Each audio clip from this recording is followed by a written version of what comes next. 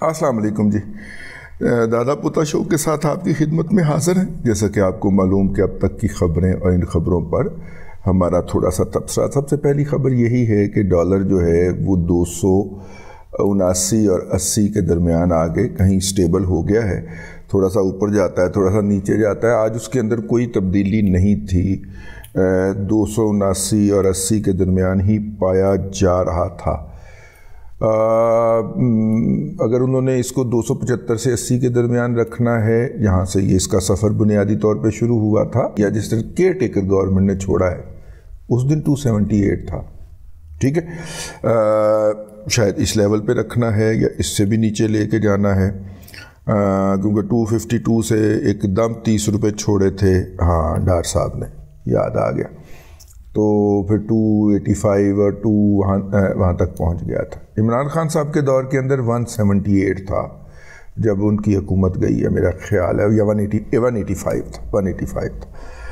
تو مطلب زیادہ موت تو کیئر ٹیکر، یہ جو پی ڈی ایم کی گورنمنٹ تھی اس میں پڑی تھی نا۔ ظاہر بہت ساری ادائیگیاں ہم نے روکی ہوئی تھیں، اور جب یہ حکومت بدل گئی تو باہر سے آنے والے بہت سارے پیسے جو تھے وہ باہر روک لیے گئے۔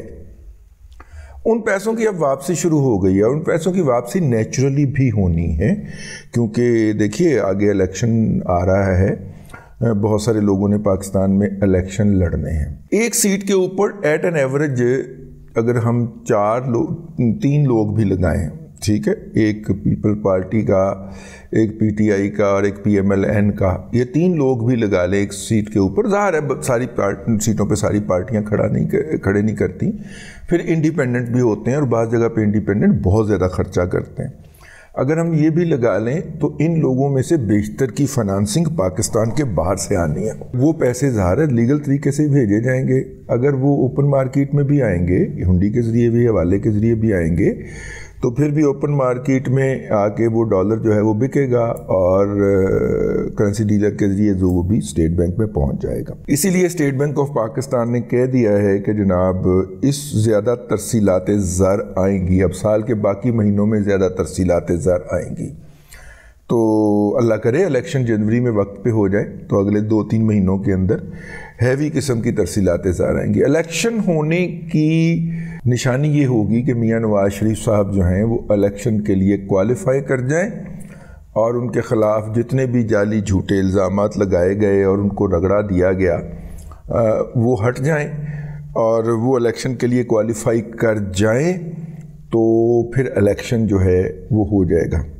میں تو اندر دی گل دس رہا، تو اگر یہ ہو جاتا ہے تو ایک بندہ جو ہے وہ 4 سے 5 کروڑ روپیہ اس دور کے اندر تو خرچ کرتا ہے نا، تو تقریباً 1100 سیٹیں ہیں صوبائی اور قومی کی ملا کے ہمارے ملک کے اندر، سینٹ بھی ملا لیں تو ہو جاتا ہے۔ چلیے ہم اپنا دیکھیں نا، قومی اسمبلی کی جو ہیں وہ 250 ہیں، تو 250 400 سیٹیں، 500 لگا لیتے، 500 سیٹیں ہیں قومی اور صوبائی اسمبلیوں کی، ٹھیک ہو گیا؟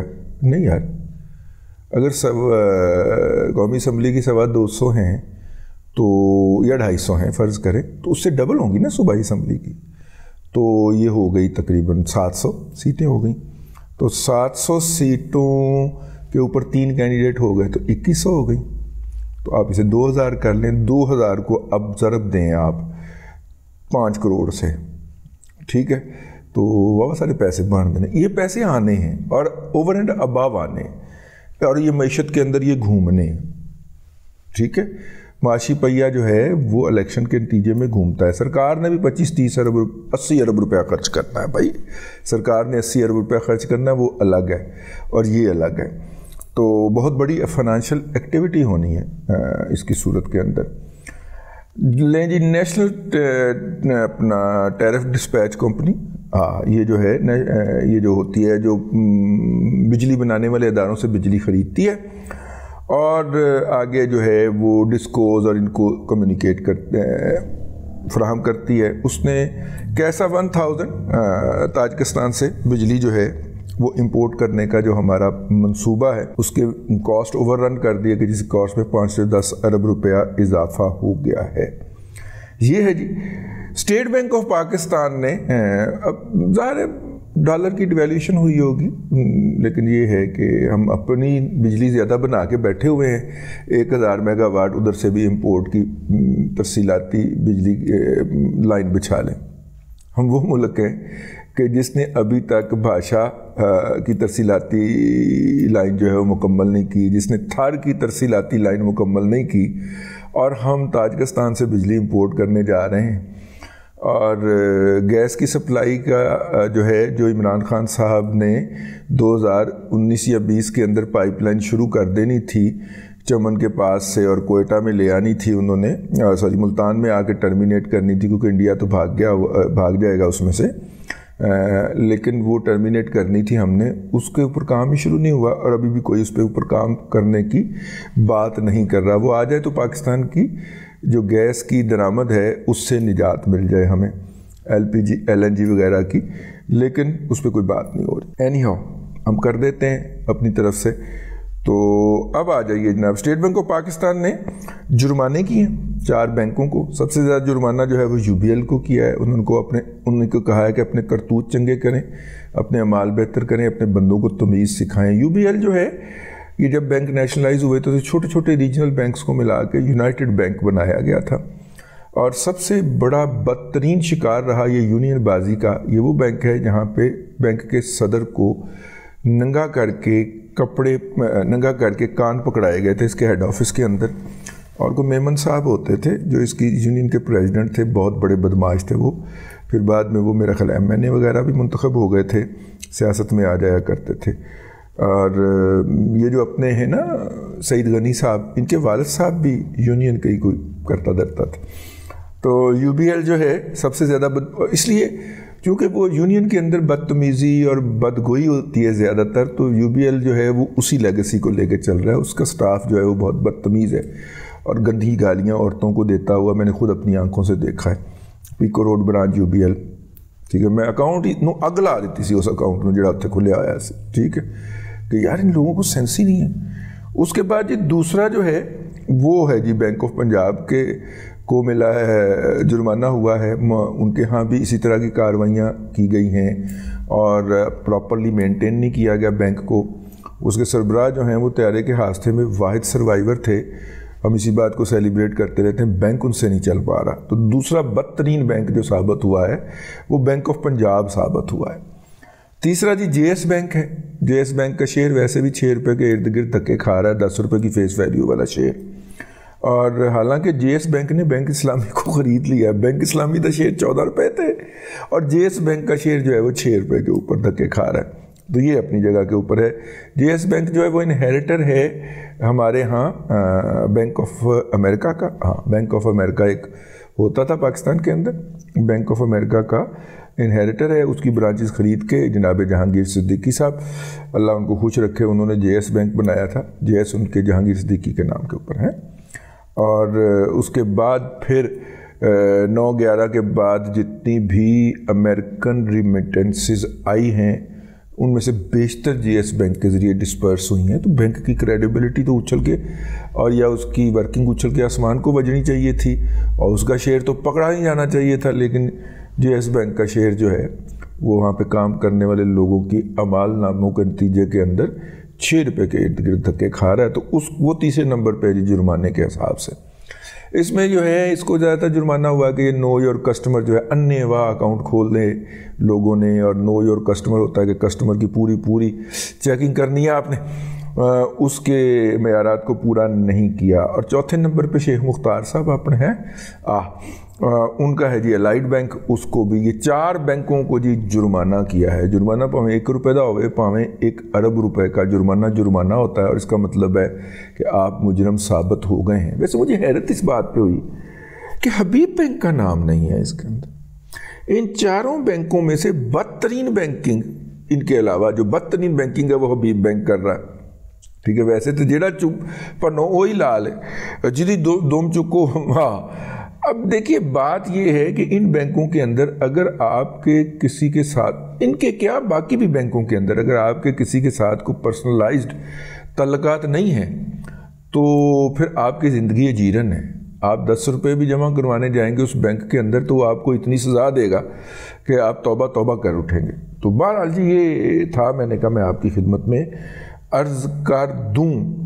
تو یہ تھی آج کی خبریں, اور اب جناب ہم نے جو ہے وہ آپ کو سنانے ہیں پیغامات. تو آج کا پہلا پیغام. السلام علیکم دادا جی, سوال ہو جا کرن لگا تانوں غصہ چڑھنا ہے, مجھے پتا ہے غصہ تانوں چڑھنا ہے, لیکن پھر بھی تسی جواب دے دینا. میری بیٹی نے میڈیکل کیتا ہے, پرائیویٹ میڈیکل کالج تے داخلہ مل سکتا ہے تے سرکاری چ نہیں. ہن FSC دا رزلٹ آیا, اگوں سمجھ نہیں آن ڈی کی کریے. جے کوئی باہر دا اسکالرشپ ہے تے مینوں نہیں پہ لبدا, میں بیٹی نوں بھی لایا. او مہربانی کو تھوڑی جی رہنمائی کرو, کوئی روشنی پاؤ اپنے پروگرام تے. مینوں پتا ہے تانوں اس سوال تے غصہ چڑھدا ہے کہ آپ ہی محنت نہیں کرتے, میں کردا پیا واں لیکن سانوں نہ سمجھ نہیں آ رہی, تھوڑی مدد کرو, بڑی مہربانی. نہیں مینوں غصہ بالکل نہیں چڑھے. اچھا پہلی ٹھیک ہے, مطلب پہلے گل یہ کہ میڈیکل دے وچ جانا ہے نا بچی نے, ٹھیک ہو گیا تے اس کے واسطے اس کے لیے ضروری ہے میڈیکل کے کسی بھی شعبے میں چلی جائے. ٹھیک ہے, یہ جو کنیڈ کالج ہے نا جی, یہاں پہ 4 ایسے شعبے ہیں جس کے اندر گریجویشن ہوتی ہے. ایک جو ہے وہ آنکھوں کا شعبہ ہے, آنکھوں کا ڈاکٹر بنتا ہے وہاں پہ. وہ بچی جو ہے وہ آنکھ چیک کر لے گی, سرجری کے علاوہ آنکھ کی سرجری کرنے کی اس کو اجازت نہیں ہوگی, لیکن باقی سارے آنکھ کے متعلق کام وہ کر سکتی ہیں. ٹھیک ہو گیا, نمبر 1. اسی طرح یہ جو ایکس رے ہوتا ہے اور ایکس رے کے اوپر جو رپورٹ لکھنی ہوتی ہے, امیجنگ کی کوئی ڈگری ہے وہ بھی وہاں پہ ہوتی ہے. لیبارٹری کی بھی ایک ڈگری ہوتی ہے جو گریجویشن کی, وہ بھی وہاں پہ ہوتی ہے. اور ایک BS میڈیکل بھی وہاں پہ ہوتا ہے جی, 4 سال کی ڈگری ہے, اور 4 سال کے بعد سرجری کے علاوہ وہ بچی جو ہے وہ سارے ڈاکٹری والے کام کر سکتی. اچھا, اس کی ویب سائٹ کنیڈ کالج کی کھولیں اور اس کے اوپر آپ کو یہ 4 کام مل جائیں گے. فیس بھی کوئی اتنی اس کی زیادہ نہیں ہوگی, اتنی ہی فیس ہوگی جتنی باقی کالجز کی یا میڈیکل کالجز کی ہوتی ہے. میڈیکل کالج والی فیس نہیں ہوئے گی, کالجز والی فیس ہوئے گی. اور بچے کا شوق ہی ہو جائے گا, ڈاکٹر بن جائے گی اس شعبے دی. کی خیال ایسا نہ کر لیے, ضرور اسی MBBS والی اوکھلی جی سر دینا, نہیں آیا نمبر ہوں اللہ دے باس. ٹھیک ہے نا, بچی نو سمجھاؤ انہوں کو پتر کہ نہیں نہ آیا تو کوئی گل نہیں, ادھر کر کے ویکھ لینے. کی خیال, ٹرائی تے کرو, لبن دی کوشش تے کرو, لب جاندہ جو اتوں. ٹھیک ہے, آہو ویسے اج کل تے بچیاں دے ٹیسٹ ویسٹ ہو گئے نے, تے بچے جہے نے وہ دین دے نے اپنا وہ تے MCAT دا امتحان دے کے بھی بیٹھے ہوئے نے, اگلے پاسے انہوں نے داخلے بھی لے لے نے تاکہ اگر انہوں دا میرٹ چ نہ آوے تو انہوں دا اگے نہ نکل آئے. تے تسی کافی لیٹ میرا خیال ہے مینوں, نہیں تسی تے 29 نو کیتا ہے, 29 ستمبر نو میں اج پڑھن لگا واں. ٹھیک ہو گیا جی. اچھا جی 28 ستمبر دا تہاڈا میسج ہے جی جڑا مینوں موصول ہویا ہے, لیکن یہ ایک اور بھی سلسلہ ہو سکتا جی, ایک اور بھی سلسلہ ہو سکتا ہے اس کا, اور وہ یہ ہے کہ ہاں لیکن اس کے لیے ضروری ہے کہ بچے کو FSC کے ذریعے کسی بھی, یہ بات جو ہے یہ آپ پلے باندھ لیجئے, آپ نے کسی بچے کو کسی بھی پروفیشن میں باہر بھیجنا ہے اسکالرشپ کے اوپر, بھلے وہ آپ پیڈ اسکالرشپ پہ بھیج رہے ہیں یا بھلے وہ آپ اسکالرشپ ہنٹنگ کے ذریعے بھیج رہے ہیں, یعنی مفت اسکالرشپ پہ بھیج رہے ہیں, بھلے آپ فیس دے کے بھیج رہے ہیں, دونوں صورتوں کے اندر بچے کا یہاں پہ داخلہ کروا دیا جائے. ٹھیک ہے, بہت سارے ایسے بچے جنہوں نے MCAT کا امتحان دیا, اب آپ نے سمجھ لینا ہے کہ میرا میڈیکل سے داخلہ ہو جائے. میڈیکل کا رزلٹ آنا ہے لیٹ, اور میڈیکل کے اندر کلاسز شروع ہونی ہے دیر کے بعد, تقریباً انہیں 7-8 ماہ لگ جاتے ہیں. ٹھیک ہے, تو وہ پھر انہوں نے کیا کیا, انہوں نے یہ کیا کہ یہاں پہ سرکاری یونیورسٹی کے اندر انہوں نے داخلہ لے لیا IT ڈپارٹمنٹ کے اندر. ٹھیک ہے, اسٹوڈنٹ تھے وہ, میڈیکل کے داخلہ لے لیا IT ڈپارٹمنٹ کے اندر. اب اس بچے کا یا بچی کا نام نہیں آیا لسٹ کے اندر. ٹھیک ہے, اس دوران اس کے 2 سیمیسٹر گزر گئے ہوئے تھے. انہوں نے اسکالرشپ پکڑا باہر کا, اور وہ باہر سے BS کرنے چلے گئے. ٹھیک ہے, BS باہر 3 سال کا ہوتا ہے یا 3.5 سال کا ہوتا ہے, 6 مہینے تو وہ بچ گئے. यहाँ पे उन्होंने जो 2 सेमेस्टर किए थे इसका उन्होंने क्रेडिट ट्रांसफ़र करवा लिया, यहाँ से वो यूनिवर्सिटी से लिखवा लिया कि इसने 2 सेमेस्टर में ये सब्जेक्ट पढ़ लिया, मैं ट्रांसक्रिप्ट ले लिया और जाके इसका क्रेडिट ट्रांसफ़र इन्होंने वहाँ पे करवा लिया। तो नतीजे के तौर पे क्या हुआ कि वहाँ पे जो उसको 3.5 साल में डिग्री मिलनी थी वो 2.5 साल की हो गई, क्योंकि साल का जाके उसने वो क्रेडिट पेश किया कि देखो जी मैं ना IT पढ़ आया हूँ, तो बाकी 2.5 साल के अंदर डिग्री ले के बच्चा और बच्ची वापस तड़ाम कर दे। ठीक है, शॉर्टकट है कि नहीं?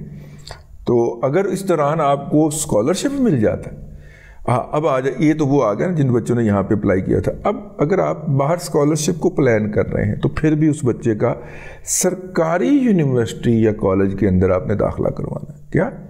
सरकारी यूनिवर्सिटी और कॉलेज के अंदर, क्योंकि क्रेडिट सिर्फ उसका ट्रांसफ़र होगा, गैर सरकारी प्राइवेट यूनिवर्सिटी का क्रेडिट ट्रांसफ़र नहीं होता।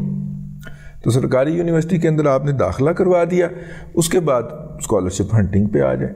ठीक है, सबसे पहले जो है वो आपको स्कॉलरशिप मिलता है, इसका यूरोपियन यूनियन का मिलता है स्कॉलरशिप, ज़्यादा आसान है हमारे बच्चों के लिए। अमेरिका और कनाडा के और ऑस्ट्रेलिया के बहुत मुश्किल हैं, वहाँ पे हमारे बच्चे क्वालिफाई नहीं कर पाते, डिप्रेस होते हैं।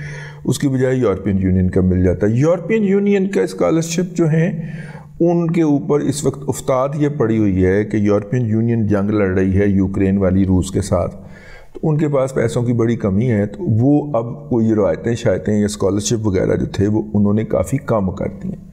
लेकिन कुछ ऐसे हैं जो HEC की वेबसाइट से आपको मिल जाएंगे। HEC हायर एजुकेशन कमीशन की वेबसाइट पे जाएं और स्कॉलरशिप देखें और वहाँ पे आपको वो मिल जाएंगे। बच्चों को गए वहाँ पे पढ़ लें, और अगर जो है वो फिर भी समझ नहीं आता तो महीने बाद थोड़े मैसेज दिवाली आ जाएगी, मैं उदों अर्ज़ कर देंगा। ठीक हो गया? नहीं, अब तक बस एक ही मैसेज पढ़ा जा सका, अगला पढ़ेंगे हम तो नतीजे के तौर पे टाइम ओवर रन कर जाएगा। बहरहाल एक मैसेज और ले लेते हैं। अस्सलाम वालेकुम दादाजी, आफ्ताब बात कर रहा हूँ जर्मनी से। मेरा सवाल है, पाकिस्तान में घर बनाने के हवाले से आप लाहौर में किस सोसाइटी को सजेस्ट करते हैं? मेरे कुछ रिश्तेदार और मेरे बड़े भाई राइविन रोड की तरफ रहते हैं, उधर की जो सोसाइटीज़ हैं उन्हीं में रहते हैं, और मैं भी चाहता हूँ कि उसी तरफ ही घर बनाया जाए। तो आप कौन से सोसाइटीज़ सजेस्ट करते हैं 10 मरला और 1 कनाल के लिए प्लॉट खरीदने के लिए, जिनका आगे फ्यूचर पर्सपेक्टिव के हवाले से भी अच्छा होगा और उनकी जो अपनी कंस्ट्रक्शन है सोसाइटी की वो भी बेहतर है, तो आप, और जिनकी थोड़ी सी प्राइसेस भी बेहतर हैं क्योंकि फिर उसके बाद कंस्ट्रक्शन पे भी पैसे लगने होते हैं, तो प्लीज़ आप कौन से सजेस्ट करते हैं सोसाइटीज़? अड्डा प्लाट से जाती उमरा की तरफ मुड़ें तो आपके राइट हैंड पे 2-3 सोसाइटियाँ आती हैं, उनको देख सकते हैं आप। ये लेक सिटी वालों ने तो रेट बहुत ही बढ़ा दिए हुए हैं, अगर अफोर्ड कर सकते हैं तो वो देख लीजिए। फ़िज़ाइया बहुत अच्छी सोसाइटी है इस इलाके के अंदर, आप उसको देख सकते हैं। अल्लाह आपका भला करे। और बाकी जो हैं उनके अंदर मसाइल हैं, इसलिए मैं उनका नाम नहीं लेना चाह रहा। ले जी, अब तक के लिए इतना ही। अगले दादा पोता शो के अंदर फिर हाज़िरी होगी आपकी खिदमत में। अल्लाह तबारक व तआला आपको आसानियाँ अता करे और आसानियाँ खल्क़े खुदा में तकसीम करने की तौफ़ीक़ अता करे।